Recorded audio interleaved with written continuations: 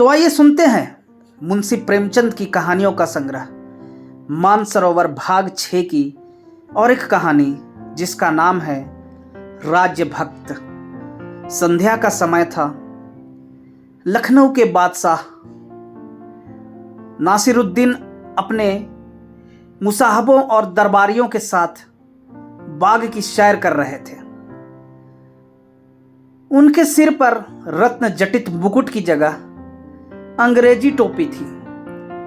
वस्त्र भी अंग्रेजी ही थे। मुसाहबों में 5 अंग्रेज थे। उनमें से एक के कंधे पर सिर रखकर बादशाह चल रहे थे। 3-4 हिंदुस्तानी भी थे। उनमें से एक राजा बख्तावर सिंह थे। वह बादशाही सेना के अध्यक्ष थे। उन्हें सब लोग जनरल कहा करते थे। वह अधेड़ आदमी थे। शरीर खूब गठा हुआ था। लखनवी पहनावा उन पर बहुत सजता था। मुख से विचारशीलता झलक रही थी। दूसरे महाशय का नाम रोशनुद्दौला था। यह राज्य के प्रधानमंत्री थे। बड़ी बड़ी मूछें और नाटा डील था जिसे ऊंचा करने के लिए वह तन कर चलते थे। नेत्रों से गर्व टपक रहा था। शेष लोगों में एक कोतवाल था और 2 बादशाह के रक्षक। यद्यपि अभी 19वीं शताब्दी का आरंभ ही था, पर बादशाह ने अंग्रेजी रहन सहन अख्तियार कर ली थी। भोजन भी प्रायः अंग्रेजी ही करते थे। अंग्रेजों पर उनका असीम विश्वास था। वह सदैव उनका पक्ष लिया करते थे। मजाल न थी कि कोई बड़े से बड़ा राजा या राज कर्मचारी किसी अंग्रेज से बराबरी करने का साहस कर सके। अगर किसी में यह हिम्मत थी तो वह राजा बख्तावर सिंह थे। उनसे कंपनी का बढ़ता हुआ अधिकार न देखा जाता था। कंपनी की उस सेना की संख्या जो उसने अवध के राज्य की रक्षा के लिए लखनऊ में नियुक्त की थी, दिन दिन बढ़ती जाती थी। उसी परिणाम से सेना का व्यय भी बढ़ रहा था। राज दरबार उसे चुका न सकने के कारण कंपनी का ऋणी होता जाता था। बादशाही सेना की दशा हीन से हीनतर होती जाती थी। उसमें न संगठन था न बल। बरसों तक सिपाहियों का वेतन न मिलता था। शस्त्र सभी पुराने थे। वर्दी फटी हुई। कवायद का नाम नहीं। कोई उनका पूछने वाला न था। अगर राजा बख्तावर सिंह वेतन वृद्धि या नए शस्त्रों के संबंध में कोई प्रयत्न करते तो कंपनी का रेजिडेंट उसका घोर विरोध और राज्य पर विद्रोहात्मक शक्ति संचार का दोषारोपण करता था। उधर से डांट पड़ती तो बादशाह अपना गुस्सा राजा साहब पर उतारते। बादशाह के सभी अंग्रेज मुसाहब राजा साहब से शंकित रहते और उनकी जड़ खोदने का प्रयास किया करते थे।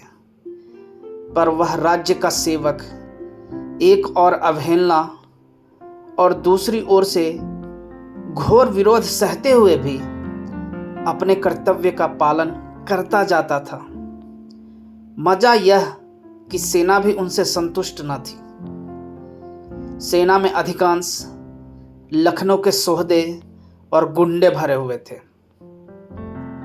राजा साहब जब उन्हें हटाकर अच्छे अच्छे जवानों की भर्ती करने की चेष्टा करते तो सारी सेना में हाहाकार मच जाता। लोगों को शंका होती कि यह राजपूतों की सेना बनाकर कहीं राज्य ही पर तो हाथ नहीं बढ़ाना चाहते। इसलिए मुसलमान भी उनसे बदगुमान रहते थे। राजा साहब के मन में बार बार प्रेरणा होती कि इस पद को त्याग कर चले जाएं, पर यह भय उन्हें रोकता था कि मेरे हटते ही अंग्रेज़ों की बन आएगी और बादशाह उनके हाथों में कठपुतली बन जाएंगे। रही सही सेना के साथ अवध राज्य का अस्तित्व भी मिट जाएगा। अतएव इतनी कठिनाइयों के होते हुए भी, चारों ओर से वैर विरोध से घिरे होने पर भी वह अपने पद से हटने का निश्चय न कर सकते थे। सबसे कठिन समस्या यह थी कि रोशनुद्दौला भी राजा साहब से खार खाता था। उसे सदैव शंका रहती कि यह मराठों से मैत्री करके अवध राज्य को मिटाना चाहते हैं। इसलिए वह राजा साहब के प्रत्येक कार्य में बाधा डालता रहता था। उसे अब भी आशा थी कि अवध का मुसलमानी राज्य अगर जीवित रह सकता है तो अंग्रेजों के संरक्षण में, अन्यथा वह अवश्य हिंदुओं की बढ़ती हुई शक्ति का ग्रास बन जाएगा। वास्तव में बख्तावर सिंह की दशा अत्यंत करुण थी। वह अपनी चतुराई से जिह्वा की भांति दांतों के बीच में पड़े हुए अपना काम किए जाते थे। यूं तो वह स्वभाव के अक्खड़ थे। अपना काम निकालने के लिए मधुरता और मृदुलताशील और विनय का आवाहन करते रहते थे। इससे उनके व्यवहार में कृत्रिमता आ जाती थी और वह शत्रुओं को उनकी ओर से और भी सशंक बना देती थी। बादशाह ने एक अंग्रेज मुसाहब से पूछा, तुमको मालूम है मैं तुम्हारी कितनी खातिर करता हूँ? मेरी सल्तनत में किसी की मजाल नहीं कि वह किसी अंग्रेज को कड़ी निगाहों से देख सके। अंग्रेज मुसाहब ने सिर झुकाकर कहा, हम हुजूर की इस मेहरबानी को कभी नहीं भूल सकते।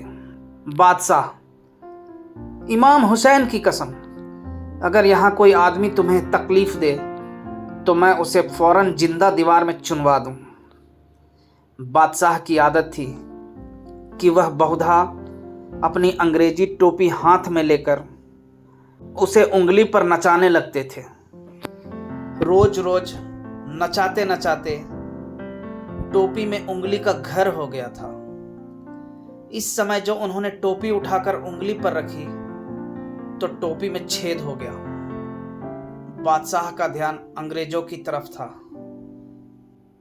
बख्तावर सिंह बादशाह के मुंह से ऐसी बात सुनकर कबाब हुए जाते थे।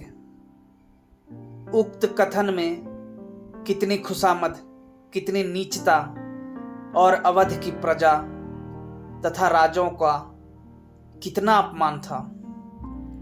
और लोग तो टोपी का छिद्र देखकर हंसने लगे, पर राजा बख्तावर सिंह के मुंह से अनायास निकल गया, हुजूर, ताज में सुराख हो गया।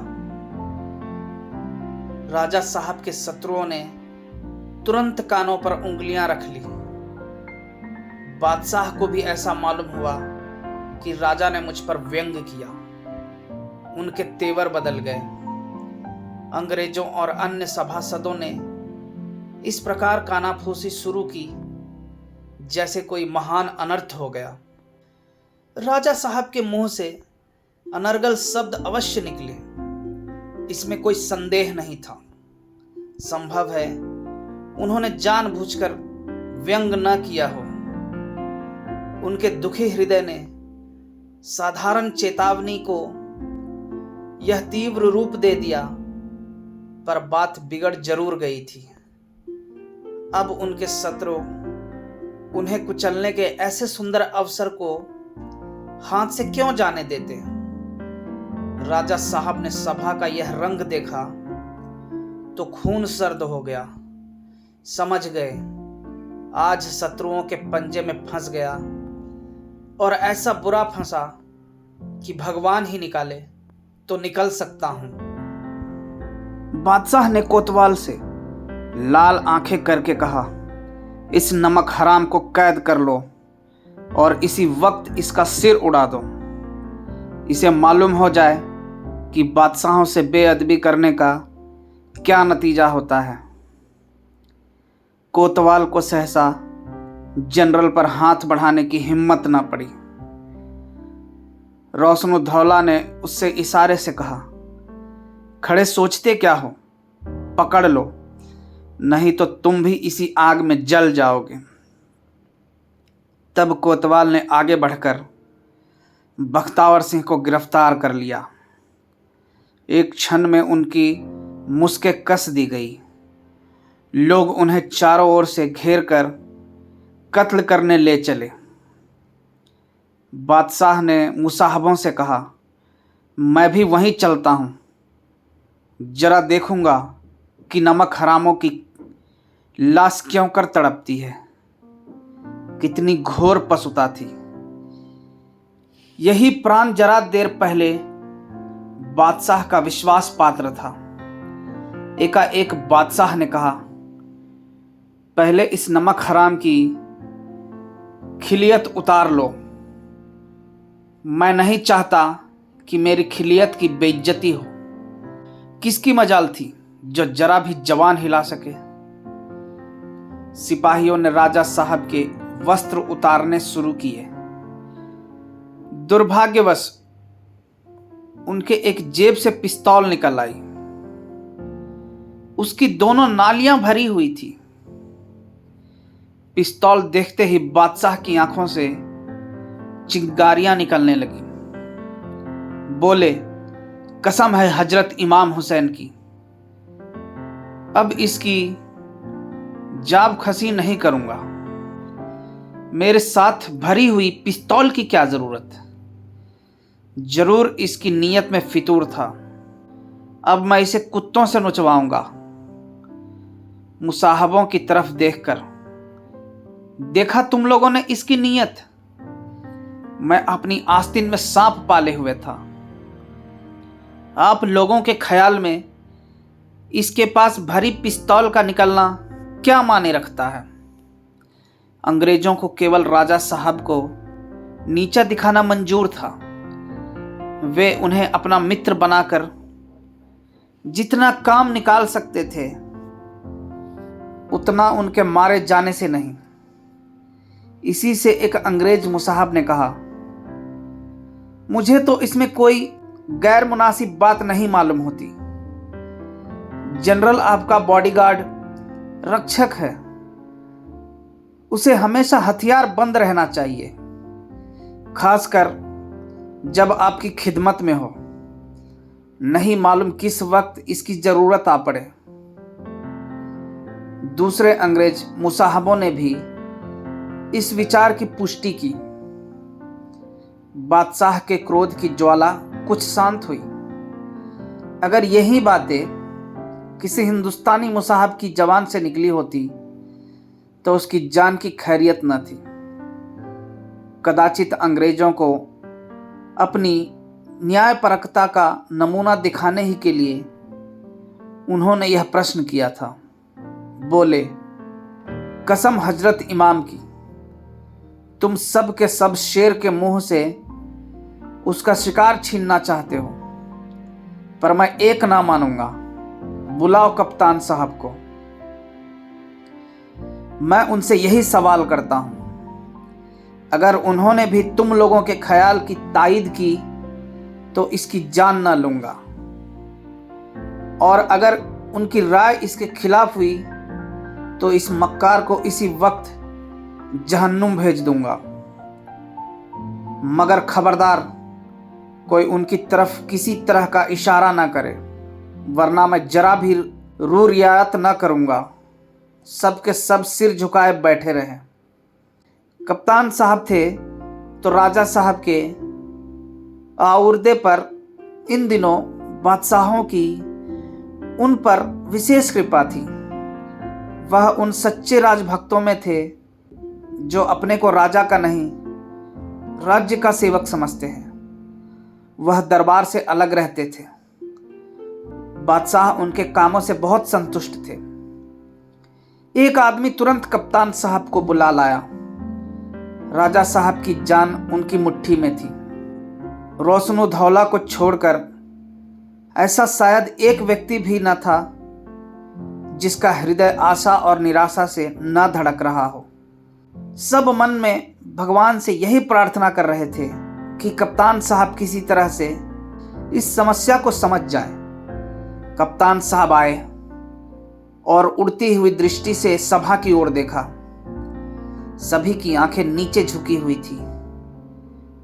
वह कुछ अनिश्चित भाव से सिर झुकाकर खड़े हो गए।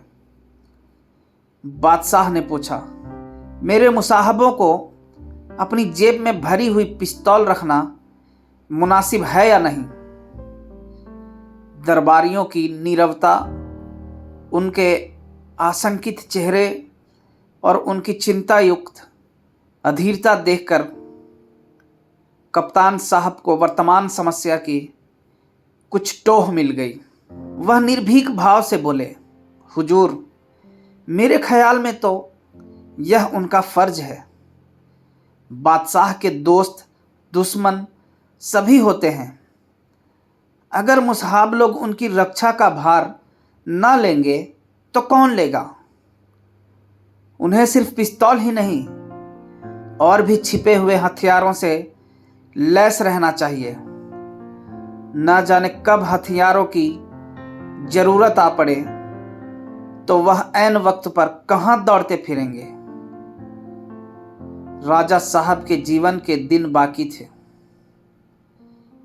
बादशाह ने निराश होकर कहा, रोशन, इसे कत्ल मत करना, काल कोठरी में कैद कर दो। मुझसे पूछे बगैर इसे दाना पानी कुछ न दिया जाए। जाकर इसके घर का सारा माल असबाब जब्त कर लो और सारे खानदान को जेल में बंद कर दो। इसके मकान की दीवारें जमी दोज कर देना। घर में एक फूटी हांडी भी ना रहने पाए। इससे तो यही कहीं अच्छा था कि राजा साहब ही की जान जाती, खानदान की बेइज्जती तो ना होती, महिलाओं का अपमान तो ना होता, दरिद्रता की चोटें तो ना सहनी पड़ती, विकार को निकलने का मार्ग नहीं मिलता तो वह सारे शरीर में फैल जाता है। राजा के प्राण तो बचे पर सारे खानदान को विपत्ति में डालकर रोशनुद्दौला को मुंह मांगी मुराद मिली। उसकी ईर्ष्या कभी इतनी संतुष्ट ना हुई थी। वह मगन था कि आज वह कांटा निकल गया जो बरसों से हृदय में चुभा हुआ था। आज हिंदू राज्य का अंत हुआ। अब मेरा सिक्का चलेगा। अब मैं समस्त राज्य का विधाता होऊंगा। संध्या से पहले ही राजा साहब की सारी स्थावर और जंगम संपत्ति कुर्क हो गई। वृद्ध माता पिता, सुकोमल रमणियां, छोटे छोटे बालक सब के सब जेल में कैद कर दिए गए। कितनी करुण दशा थी। वे महिलाएं जिन पर कभी देवताओं की भी निगाह न पड़ी थी, खुले मुंह, नंगे पैर, पांव घसीटती शहर की भरी हुई सड़कों और गलियों से होती हुई, सिर झुकाए शोक चित्रों की भांति जेल की तरफ चली जाती थी। सशस्त्र सिपाहियों का एक बड़ा दल साथ था। जिस पुरुष के एक इशारे पर कई घंटे पहले सारे शहर में हलचल मच जाती, उसी के खानदान की यह दुर्दशा। राजा बख्तावर सिंह को बंदी गृह में रहते हुए 1 मास बीत गया। वहां उन्हें सभी प्रकार के कष्ट दिए जाते थे। यहां तक कि भोजन भी यथा समय न मिलता था। उनके परिवार को भी असह्य यातनाएं दी जाती थी। लेकिन राजा साहब को बंदी गृह में एक प्रकार की शांति का अनुभव होता था। वहां प्रति क्षण यह खटका तो ना रहता था कि बादशाह मेरी किस बात से नाराज ना हो जाए, मुसाहब लोग कहीं मेरी शिकायत तो नहीं कर रहे हैं। शारीरिक कष्टों का सहना उतना कठिन नहीं जितना कि मानसिक कष्टों का। यहां सब तकलीफें थी, पर सिर पर तलवार तो नहीं लटक रही थी। उन्होंने मन में निश्चय किया कि अब चाहे बादशाह मुझे मुक्त भी कर दे, मगर मैं राजकाज से अलग ही रहूंगा। इस राज्य का सूर्य अस्त होने वाला है। कोई मानवीय शक्ति उसे विनाश दिशा में लीन होने से नहीं रोक सकती। ये उसी पतन के लक्षण है। नहीं तो क्या मेरी राजभक्ति का यही पुरस्कार मिलना चाहिए था? मैंने अब तक कितनी कठिनाइयों से राज्य की रक्षा की है, यह भगवान ही जानते हैं। एक ओर तो बादशाह की निरंकुशता, दूसरी ओर बलवान और युक्ति संपन्न शत्रुओं की कूटनीति। इस शिला और भंवर के बीच में राज्य की नौका को चलाते रहना कितना कष्ट साध्य था। शायद ही ऐसा कोई दिन गुजरा होगा जिस दिन मेरा चित्त प्राण शंका से आंदोलित ना हुआ हो। इस सेवा, भक्ति और तल्लीनता का यह पुरस्कार है। मेरे मुख से व्यंग शब्द अवश्य निकले, लेकिन उनके लिए इतना कठोर दंड, इससे तो यह कहीं अच्छा था कि मैं कत्ल कर दिया गया होता। अपनी आंखों से अपने परिवार की यह दुर्गति तो ना देखता। सुनता हूं पिताजी को सोने के लिए चटाई नहीं दी गई है। ना जाने स्त्रियों पर कैसे कैसे अत्याचार हो रहे होंगे। लेकिन इतना जानता हूं कि प्यारी सुखदा अंत तक अपने सतीत्व की रक्षा करेगी, अन्यथा प्राण त्याग देगी। मुझे बेड़ियों की परवाह नहीं, पर सुनता हूं लड़कों के पैरों में भी बेड़ियां डाली गई है।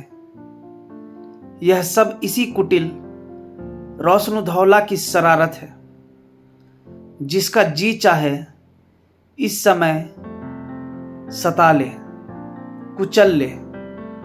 मुझे किसी से कोई शिकायत नहीं। भगवान से यही प्रार्थना है कि अब संसार से उठा ले। मुझे अपने जीवन में जो कुछ करना था कर चुका और उसका खूब फल पा चुका। मेरे जैसे आदमी के लिए संसार में स्थान नहीं है। राजा इन्हीं विचारों में डूबे थे। सहसा उन्हें अपनी काल कोठरी की ओर किसी के आने की आहट मिली। रात बहुत जा चुकी थी। चारों ओर सन्नाटा छाया था और उस अंधकारमय सन्नाटे में किसी के पैरों की चाप स्पष्ट सुनाई देती थी। कोई बहुत पांव दबा दबा कर चला आ रहा था। राजा साहब का कलेजा धक धक करने लगा। वह उठकर खड़े हो गए। हम निःशस्त्र और प्रतिकार के लिए असमर्थ होने पर भी बैठे बैठे वारों का निशाना नहीं बनना चाहते। खड़े हो जाना आत्मरक्षा का अंतिम प्रयत्न है। कोठरी में ऐसी कोई वस्तु न थी जिससे वह अपनी रक्षा कर सकते हैं। समझ गए, अंतिम समय आ गया। शत्रुओं ने इस तरह मेरे प्राण लेने की ठानी है। अच्छा है, जीवन के साथ इस विपत्ति का भी अंत हो जाएगा। एक क्षण में उनके सम्मुख एक आदमी आकर खड़ा हो गया। राजा साहब ने पूछा, कौन है? उत्तर मिला, मैं हूं आपका सेवक। राजा, ओहो, तुम हो कप्तान। मैं शंका में पड़ा हुआ था कि कहीं शत्रुओं ने मेरा वध करने के लिए कोई दूत ना भेजा हो। कप्तान, शत्रुओं ने कुछ और ही ठानी है। आज बादशाह सलामत की जान बचती नहीं नजर आती। राजा, अरे यह क्यों कर? कप्तान, जब से आपको यहां नजरबंद किया गया है, सारे राज्य में हाहाकार मचा हुआ है। स्वार्थी कर्मचारियों ने लूट मचा रखी है। अंग्रेजों की खुदाई फिर रही है। जो जी में आता है करते हैं, किसी की मजाल नहीं कि चूं कर सके।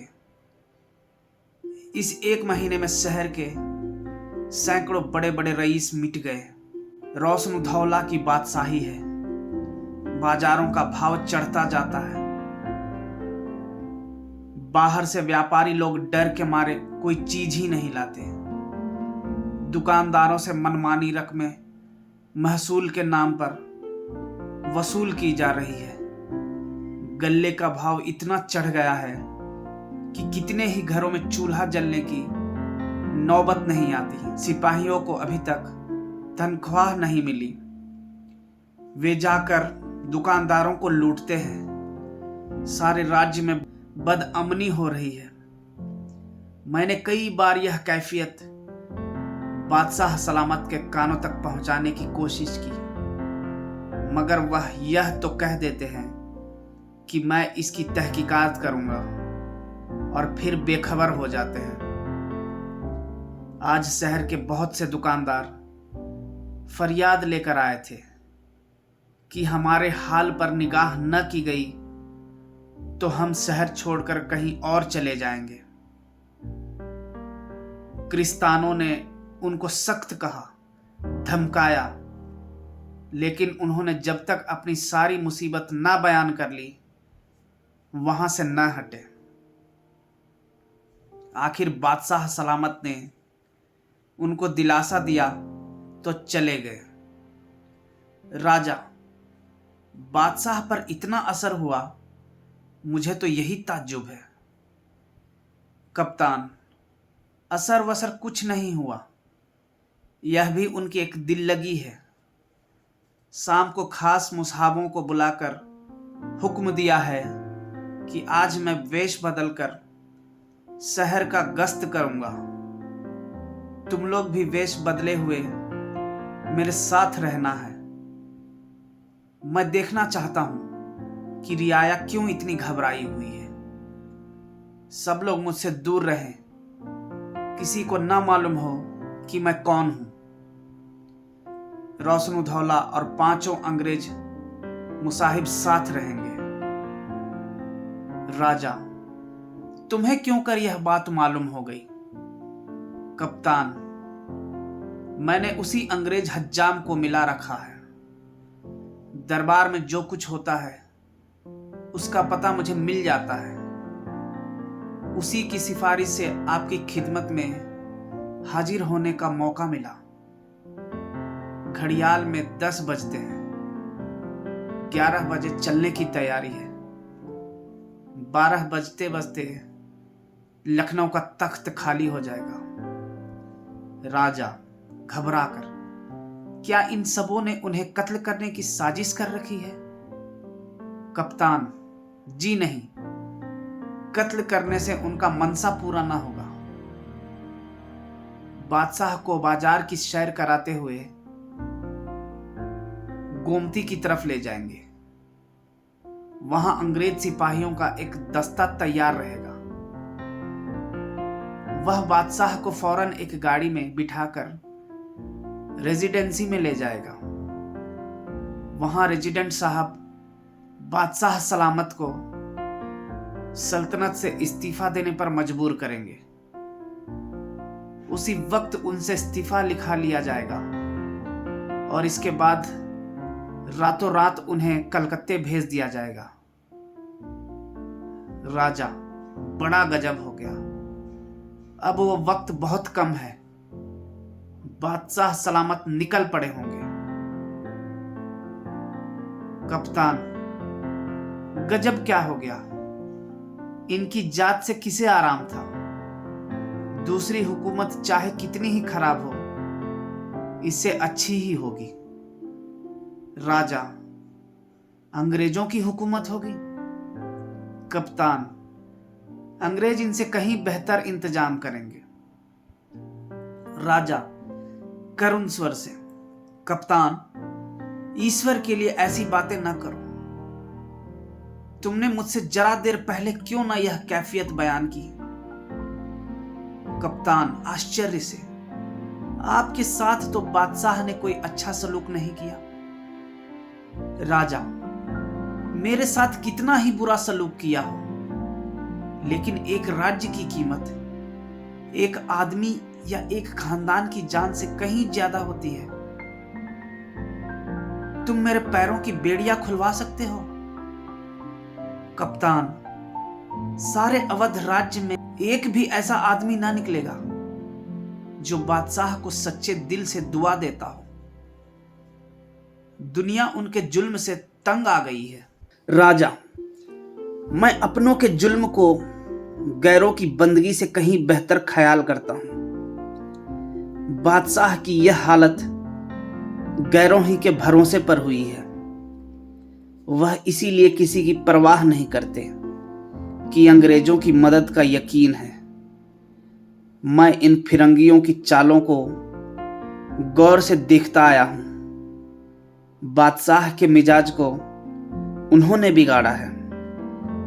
उनका मनसा यही था जो हुआ।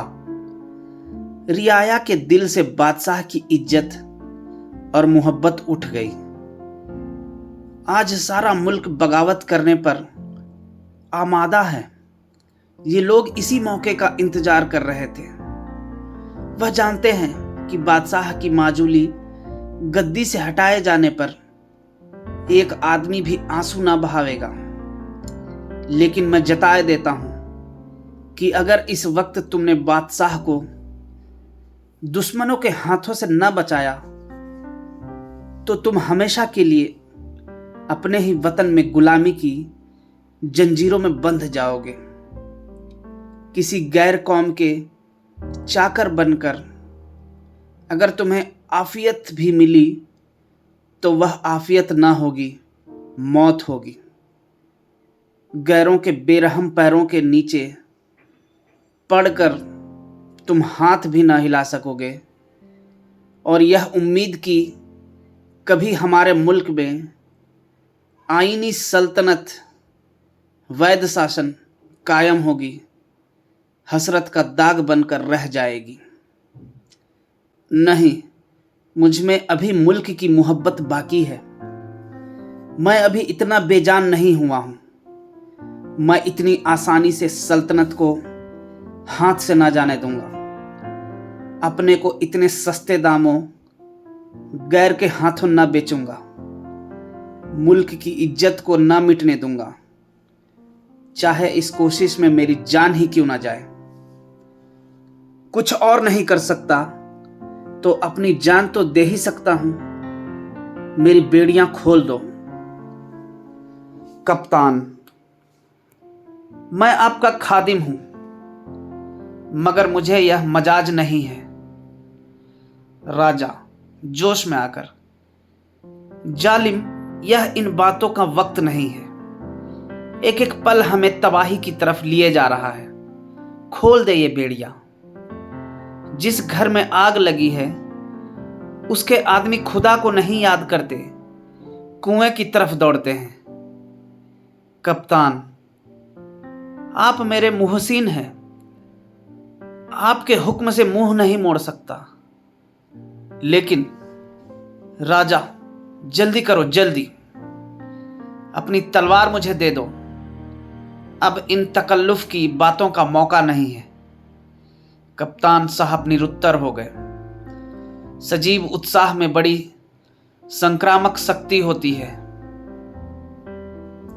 यद्यपि राजा साहब के नीतिपूर्ण वार्तालाप ने उन्हें मालूम नहीं किया, तथापि वह अनिवार्य रूप से उनकी बेड़ियां खोलने पर तत्पर हो गए। उसी वक्त जेल के दारोगा को बुलाकर कहा, साहब ने हुक्म दिया है कि राजा साहब को फौरन आजाद कर दिया जाए। इसमें एक पल की भी ताखीर हुई तो तुम्हारे हक में अच्छा ना होगा। दारोगा को मालूम था कि कप्तान साहब बादशाह में गाढ़ी मैत्री है। अगर साहब नाराज हो जाएंगे तो रोशनुद्दौला की कोई सिफारिश मेरी रक्षा न करेगी। उसने राजा साहब की बेड़ियां खोल दी। राजा साहब जब तलवार हाथ में लेकर जेल से निकले तो उनका हृदय राज्य भक्ति की तरंगों से आंदोलित हो रहा था। उसी वक्त घड़ियाल ने 11 बजाए। आधी रात का समय था, मगर लखनऊ की तंग गलियों में खूब चहल पहल थी। ऐसा मालूम होता था कि अभी 9 बजे होंगे। सराफे में सबसे ज्यादा रौनक थी, मगर आश्चर्य यह था कि किसी दुकान पर जवाहरात या गहने नहीं दिखाई देते थे। केवल आदमियों के आने जाने की भीड़ थी। जिसे देखो पांचों शस्त्रों से सुसज्जित, मूछी खड़े किए ऐंठता हुआ चला जाता था। बाजार के मामूली दुकानदार भी निःशस्त्र न थे। सहसा एक आदमी भारी साफा बांधे, पैर की घुटनियों तक नीची कबा पहने, कमर में पटका बांधे आकर एक सराफ की दुकान पर खड़ा हो गया। जान पड़ता था कोई ईरानी सौदागर है। उन दिनों ईरान के व्यापारी लखनऊ में बहुत आते जाते थे। इस समय ऐसे आदमी का आ जाना असाधारण बात न थी। सराफ का नाम मधोदास था। बोला, कहिए मीर साहब, कुछ दिखाऊं? सौदागर, सोने का क्या निरख है? माधो सौदागर के कान के पास मुंह ले जाकर, निरख की कुछ न पूछिए। आज करीब 1 महीना से बाजार का निरख बिगड़ा हुआ है। माल बाजार में आता ही नहीं। लोग दबाए हुए हैं। बाजार में खौफ के मारे नहीं लाते। अगर आपको ज्यादा माल की दरकार हो तो मेरे साथ गरीब खाने तक तकलीफ कीजिए। जैसा माल चाहिए लीजिए। निरख मुनासिब ही होगा, इसका इत्मीनान रखिए। सौदागर, आजकल बाजार का निरख क्यों बिगड़ा हुआ है? माधव, क्या आप हाल ही में वारिद हुए हैं? सौदागर, हाँ, मैं आज ही आया हूं। कहीं पहले किसी रौनक नहीं नजर आती। कपड़े का बाजार भी सुस्त था। ढाके का एक कीमती थान बहुत तलाश करने पर भी ना मिला। माधव, इसके बड़े किस्से हैं। कुछ ऐसा ही मामला है। सौदागर, डाकुओं का जोर तो नहीं है? पहले तो यहां इस किस्म की वारदातें ना होती थी। माधव, अब वह कैफियत नहीं है। दिन दहाड़े डाके पड़ते हैं। उन्हें कोतवाल क्या, बादशाह सलामत भी गिरफ्तार नहीं कर सकते। अब और क्या कहूं, दीवार के भी कान होते हैं। कहीं कोई सुन ले तो लेने के देने पड़ जाएं। सौदागर, सेठ जी, आप तो पहेलियां बुझवाने लगे। मैं परदेसी आदमी हूं, यहां किससे कहने जाऊंगा? आखिर बात क्या है? बाजार क्यों इतना बिगड़ा हुआ है? नाज की मंडी की तरफ गया था। सन्नाटा छाया हुआ है। मोटी जीन्स भी दूने दामों पर बिक रही थी। माधव इधर उधर चौकन्नी आंखों से देखकर, 1 महीना हुआ रोशनु धौला के हाथ में सियाह सफेद का अख्तियार आ गया है। यह सब इन्हीं की बद इंतजामी का फल है। उनके पहले राजा बख्तावर सिंह हमारे मालिक थे। उनके वक्त में किसी की मजाल न थी कि व्यापारियों को टेढ़ी आंख से देख सके। उनका रोब सभी पर छाया हुआ था। फिरंगियों पर उनकी कड़ी निगाह रहती थी। हुक्म था कि कोई फिरंगी बाजार में आवे तो थाने का सिपाही उसकी देखभाल करता रहे। इसी वजह से फिरंगी उनसे जला करते थे। आखिर सबों ने रोशनु धौला को मिलाकर बख्तावर सिंह को बेकसूर कैद करा दिया। बस तब से बाजार में लूट मची हुई है। सरकारी अमले अलग लूटते हैं, फिरंगी अलग नोचते खसोटते हैं, जो चीज चाहते हैं उठा ले जाते हैं, दाम मांगो तो धमकियां देते हैं, शाही दरबार में फरियाद करो तो उल्टे सजा होती है। अभी हाल ही में हम सब मिलकर बादशाह सलामत की खिदमत में हाजिर हुए थे। पहले तो वह बहुत नाराज हुए, पर आखिर रहम आ गया। बादशाहों का मिजाज ही तो है।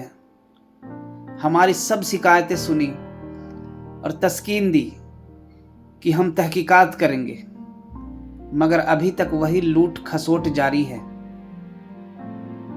इतने में 3 आदमी राजपूती ढंग की मिजई पहने आकर दुकान के सामने खड़े हो गए। माधोदास उनका रंग ढंग देखकर चौंका। साहिब फौज के सिपाही बहुधा इसी सज धज से निकलते थे। तीनों आदमी सौदागर को देखकर ठिठके, पर उसने उन्हें कुछ ऐसी निगाहों से देखा कि तीनों आगे चले गए। तब सौदागर ने माधोदास से पूछा, इन्हें देखकर तुम क्यों चौंके? माधोदास ने कहा, ये फौज के सिपाही हैं। जब से राजा बख्तावर सिंह नजरबंद हुए हैं, इन पर किसी की दाव ही नहीं रही। खुले सांड की तरह बाजारों में चक्कर लगाया करते हैं। सरकार से तलब मिलने का कुछ ठीक तो नहीं है, बस नोच खसोट करके गुजर करते हैं। हाँ, तो फिर अगर मर्जी हो तो मेरे साथ घर तक चलिए, आपको माल दिखाऊं। सौदागर, नहीं भाई, इस वक्त नहीं, सुबह आऊंगा। देर हो गई है और मुझे भी यहां की हालत देखकर खौफ मालूम होने लगा है। यह कहकर सौदागर उसी तरफ चला गया जिधर वे तीनों राजपूत गए थे। थोड़ी देर में 3 आदमी और सराफे में आए। एक तो पंडितों की तरह नीची चपकन पहने हुए था, सिर पर गोल पगियां थी और कंधे पर जरी के काम का शाल। उसके दोनों साथी खिदमतगारों के से कपड़े पहने हुए थे। तीनों इस तरह इधर उधर ताक रहे थे मानो किसी को खोज रहे हों। यों ताकते हुए तीनों आगे चले गए। ईरानी सौदागर तीव्र नेत्रों से इधर उधर देखता हुआ 1 मील चला गया। वहां एक छोटा सा बाग था, एक पुरानी मस्जिद भी थी। सौदागर वहां ठहर गया। एकाएक तीनों राजपूत मस्जिद से बाहर निकल आए और बोले, हुजूर तो बहुत देर तक सराफ की दुकान पर बैठे रहे, क्या बातें हुई? सौदागर ने अभी कुछ जवाब न दिया था कि पीछे से पंडित और उनके दोनों खिदमतगार भी आ पहुंचे। सौदागर ने पंडित को देखते ही भर्तृष्णापूर्ण शब्दों में कहा, मियां रोशनुद्दौला, मुझे इस वक्त तुम्हारे ऊपर इतना गुस्सा आ रहा है कि तुम्हें कुत्तों से नुचवा दूं। नमक हराम कहीं का, दगाबाज, तूने मेरी सल्तनत को तबाह कर दिया। सारा शहर तेरे जुल्म का रोना रो रहा है। मुझे आज मालूम हुआ कि तूने क्यों राजा बख्तावर सिंह को कैद कराया। मेरी अकल पर ना जाने क्यों पत्थर पड़ गए थे कि मैं तेरी चिकनी चुपड़ी बातों में आ गया। इस नमक हरामी की तुझे वह सजा दूंगा कि देखने वालों को भी इबरत हो। रोशनुद्दौला ने निर्भीकता से उत्तर दिया, आप मेरे बादशाह हैं, इसलिए आपका अदब करता हूं, वरना इसी वक्त बदजवानी का मजा चखा देता। खुद आप तो महल में हसीनों के साथ ऐश किया करते हैं, दूसरों को क्या गरज पड़ी है कि सल्तनत की फिक्र से दुबले हो। खूब हम अपना खून जलाएं और आप जश्न मनाएं। ऐसे अहमक कहीं और रहते होंगे। बादशाह क्रोध से कांपते हुए, मी, मैं तुम्हें हुक्म देता हूं कि इस नमक हराम को अभी गोली मार दो। मैं इसकी सूरत नहीं देखना चाहता, और इसी वक्त जाकर इसकी सारी जायदाद जब्त कर लो। इसके खानदान का एक बच्चा भी जिंदा ना रहने पाए। रोशन, मी, मैं तुमको हुक्म देता हूं कि इस मुल्क और कौम के दुश्मन, रैयत के कातिल और बदकार आदमी को फौरन गिरफ्तार कर लो। यह इस काबिल नहीं कि ताज और तख्त का मालिक बने। इतना सुनते ही पांचों अंग्रेज मुसाहबों ने, जो भेष बदले हुए साथ थे, बादशाह के दोनों हाथ पकड़ लिए और खींचते हुए गोमती नदी के तरफ ले चले। तब बादशाह की आंखें खुली।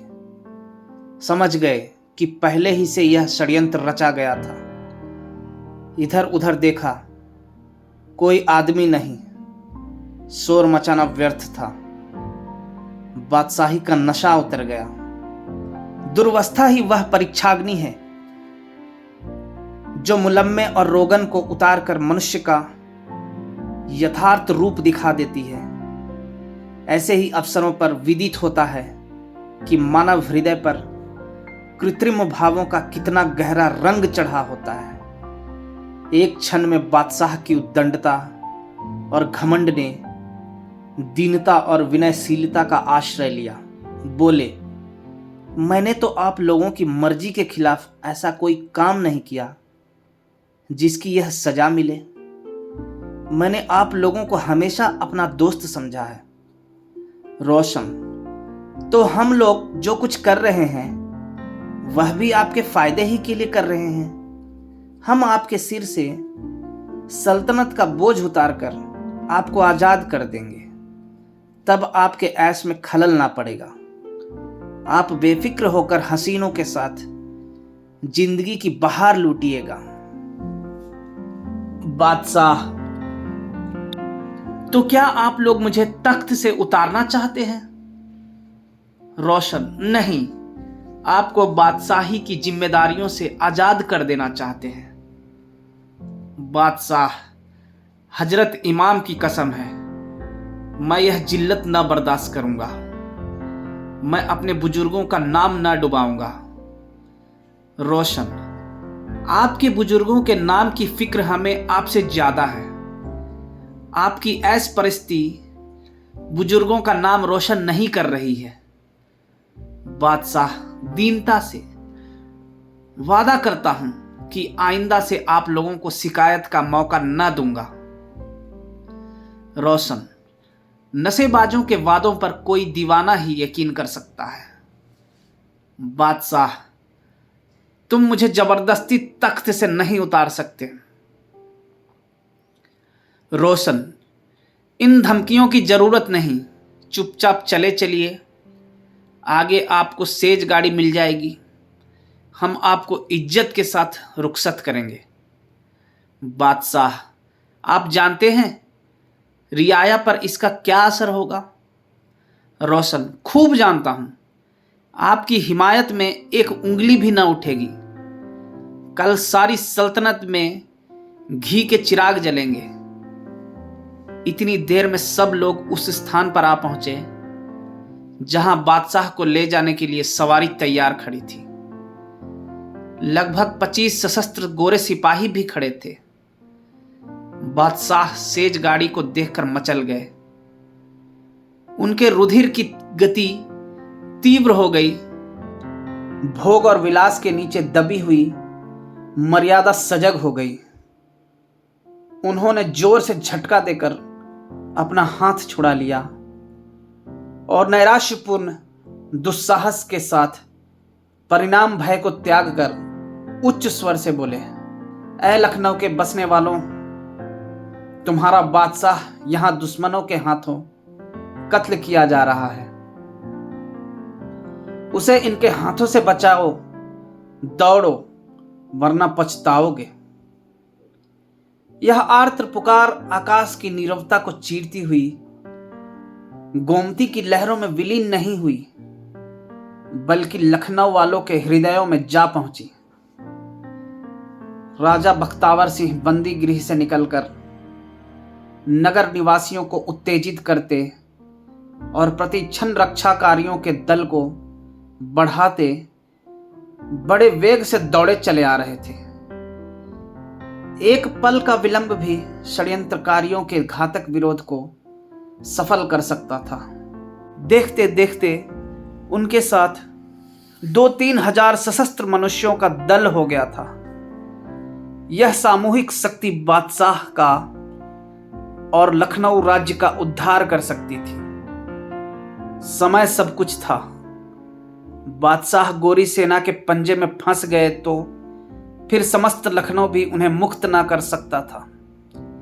राजा साहब ज्यों-ज्यों आगे बढ़ते जाते थे, नैराश्य से दिल बैठा जाता था। विफल मनोरथ होने की शंका से उत्साह भंग हुआ जाता था। अब तक कहीं उन लोगों का पता नहीं, अवश्य हम देर में पहुंचेंगे। विद्रोहियों ने अपना काम पूरा कर लिया। लखनऊ राज्य की स्वाधीनता सदा के लिए विसर्जित हो गई। ये लोग निराश होकर लौटना ही चाहते थे कि अचानक बादशाह का आर्तनाद सुनाई दिया। कई हजार कंठों से आकाश भेदी ध्वनि निकली, हुजूर को खुदा सलामत रखे, हम फिदा होने को आ पहुंचे। समस्त दल एक ही प्रबल इच्छा से प्रेरित होकर वेगवती जलधारा की भांति घटनास्थल की ओर दौड़ा। अशक्त लोगों भी सशक्त हो गए। पिछड़े हुए लोग आगे निकल जाना चाहते थे। आगे के लोग चाहते थे कि उड़कर जा पहुंचे।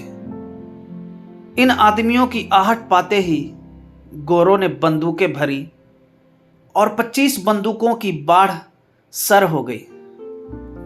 रक्षा कार्यों में कितने ही लोग गिर पड़े, मगर कदम पीछे ना हटे। वीर मद ने और भी मतवाला कर दिया। एक क्षण में दूसरी बाढ़ आई और कुछ लोग फिर वीरगति को प्राप्त हुए, लेकिन कदम आगे बढ़ते ही गए। तीसरी बाढ़ छूटने ही वाली थी कि लोगों ने विद्रोहियों को पा लिया। गोरे भागे। जब लोग बादशाह के पास पहुंचे तो अद्भुत दृश्य देखा। बादशाह रोशनुद्दौला की छाती पर सवार थे। जब गोरे जान लेकर भागे तो बादशाह ने इस नर पिशाच को पकड़ लिया और उसे बलपूर्वक भूमि पर गिराकर उसकी छाती पर बैठ गए। अगर उनके हाथों में हथियार होता तो इस वक्त रोशन की लाश तड़पती हुई दिखाई देती। राजा बख्तावर सिंह आगे बढ़कर बादशाह को आदाब बजा लाए। लोगों की जय ध्वनि से आकाश हिल उठा। कोई बादशाह के पैरों को चूमता था, कोई उन्हें आशीर्वाद देता था और रोशनुद्दौला का शरीर तो लातों और घूंसों का लक्ष्य बना हुआ था। कुछ बिगड़े दिल ऐसे भी थे जो उसके मुंह पर थूकने में भी संकोच न करते थे। प्रातःकाल था। लखनऊ में आनंदोत्सव मनाया जा रहा था। बादशाही महल के सामने लाखों आदमी जमा थे। सब लोग बादशाह को यथा योग्य नजर देने आए थे। जगह जगह गरीबों को भोजन कराया जा रहा था। शाही नौबत खाने में नौबत बज रही थी। दरबार सजा। बादशाह हीरे और जवाहर से जगमगाते रत्न जटित आभूषणों से सजे हुए सिंहासन पर विराजे। रईसों और अमीरों से नजरें गुजारी। कवि जनों ने कसीदे पढ़े। एकाएक बादशाह ने पूछा, राजा बख्तावर सिंह कहाँ हैं? कप्तान ने जवाब दिया, कैद खाने में। बादशाह ने उसी वक्त कई कर्मचारियों को भेजा कि राजा साहब को जेल खाने से इज्जत के साथ लाएं। जब थोड़ी देर के बाद राजा ने आकर बादशाह को सलाम किया तो वे तख्त से उतरकर उनसे गले मिले और अपनी दाहिनी ओर सिंहासन पर बैठाया। फिर दरबार में खड़े होकर उनकी सुकुर्ती और राजभक्ति की प्रशंसा करने के उपरांत अपने ही हाथों से उन्हें खिलियत पहनाई। राजा साहब के कुटुंब के प्राणी आदर और सम्मान के साथ विदा किए गए। अंत को जब दोपहर के समय दरबार बर्खास्त होने लगा तो बादशाह ने राजा साहब से कहा, आपने मुझ पर और मेरी सल्तनत पर जो एहसान किया है उसका सिला देना मेरे इम्कान से बाहर है। मेरी आपसे यही इल्तिजा है कि आप वजरत और कलमदान अपने हाथ में लीजिए और सल्तनत का जिस तरह मुनासिब समझिए इंतजाम कीजिए। मैं आपके किसी काम में दखल ना दूंगा। मुझे एक गोसे में पड़ा रहने दीजिए। नमक हराम रोशन को भी मैं आपके सुपुर्द किए देता हूं। आप इसे जो सजा चाहे दें। मैं इसे कब का जहन्नुम भेज चुका होता, पर यह समझकर कि यह आपका शिकार है इसे छोड़े हुए हूं। लेकिन बख्तावर सिंह बादशाह के उच्छृंखल स्वभाव से भली भांति परिचित थे।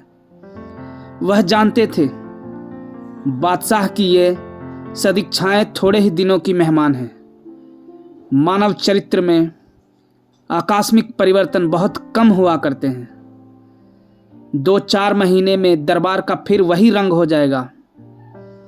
इसलिए मेरा तटस्थ रहना ही अच्छा है। राज्य के प्रति मेरा जो कुछ कर्तव्य था वह मैंने पूरा कर दिया। मैं दरबार में रहकर कदापि नहीं कर सकता। हितैषी मित्र का जितना सम्मान होता है स्वामी भक्त सेवक का उतना नहीं हो सकता।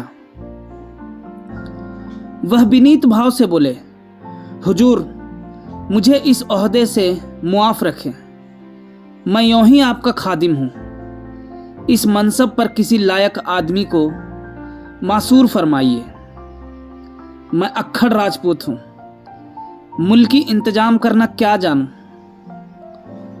बादशाह, मुझे तो आपसे ज्यादा लायक और वफादार आदमी नजर नहीं आता। मगर राजा साहब उनकी बातों में न आए। आखिर मजबूर होकर बादशाह ने उन्हें ज्यादा न दबाया। क्षण भर बाद जब रोशनुद्दौला को सजा देने का प्रश्न उठा तब दोनों आदमियों में इतना मतभेद हुआ कि वाद विवाद की नौबत आ गई। बादशाह आग्रह करते थे कि इसे कुत्तों से नुचवा दिया जाए। राजा साहब इस बात पर अड़े हुए थे कि इसे जान से ना मारा जाए, केवल नजर बंद कर दिया जाए। अंत में बादशाह ने क्रुद्ध होकर कहा, यह एक दिन आपको जरूर दगा देगा। राजा, इस खौफ से मैं इसकी जान न लूंगा। बादशाह, तो जनाब आप चाहें इसे माफ कर दें। मैं कभी माफ नहीं कर सकता। राजा, आपने तो इसे मेरे सुपुर्द कर दिया था। दी हुई चीज को आप वापस कैसे लेंगे? बादशाह ने कहा, तुमने मेरे निकलने का कहीं रास्ता ही नहीं रखा। रोशनुद्दौला की जान बच गई। वजारत का पद कप्तान साहब को मिला।